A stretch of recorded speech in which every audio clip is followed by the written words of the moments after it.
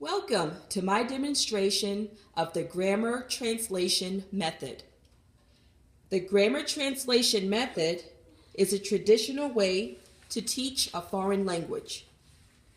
In a grammar translation class, students learn grammatical rules and then apply them by translating sentences between the target and native languages. In this demonstration, the target language is Spanish and the native language is English. This demonstration would be for students in grades kindergarten or first grade.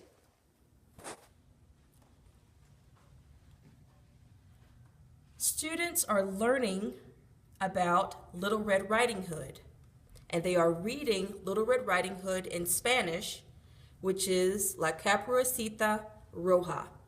So right from the beginning, I can see the word cape in the word caperucita, and I would bring that to my students' attention. That cape in English looks like cape in Spanish. Something that's common with grammar translation study are word lists. So I've pulled some adjectives from the story and also some nouns. The adjectives that I selected are bonita, which means pretty, vieja, which means old, malo, which is bad, and then the nouns, I have niña, which means girl, abuela, which is grandmother, and lobo, wolf. Next, I would have a discussion in the student's target language, which is English, about nouns and adjectives.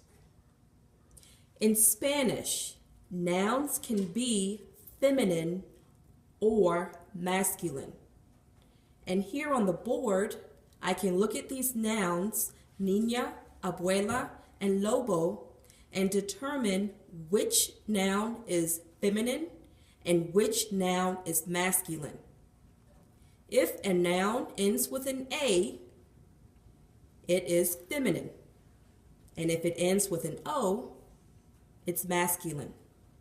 So niña and abuela are feminine nouns. Lobo is a masculine noun.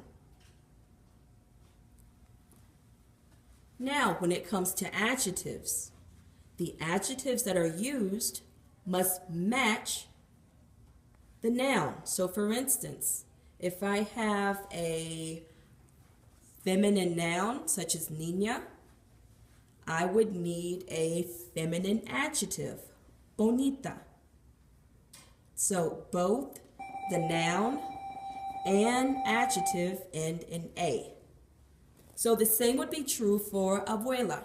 Abuela is a feminine noun, so it would have to be paired with a feminine adjective, which is vieja. It ends with an A. Lobo. That is a masculine noun because it ends with an O. And so I would need to pair it with a masculine adjective, malo. Okay, depending upon the noun, you can change the ending of adjectives. So if I did have a masculine noun, I wouldn't say bonita. I could change it to bonito, and so forth. Something else that's interesting about Spanish is that the adjective comes after the noun. So for instance, in English, we would say pretty girl. But in Spanish, it would be niña bonita. Okay, and the same would be true for the other words. In English, we would say old grandmother, but in Spanish, it would be abuela vieja. Okay, and then English, we would have bad wolf. In Spanish, it would be lobo malo. Good afternoon, everyone. And finally, I could give students a grammar activity such as this to practice what they've learned. I've written the noun and adjective combinations in English, and I would want the students to write them in Spanish.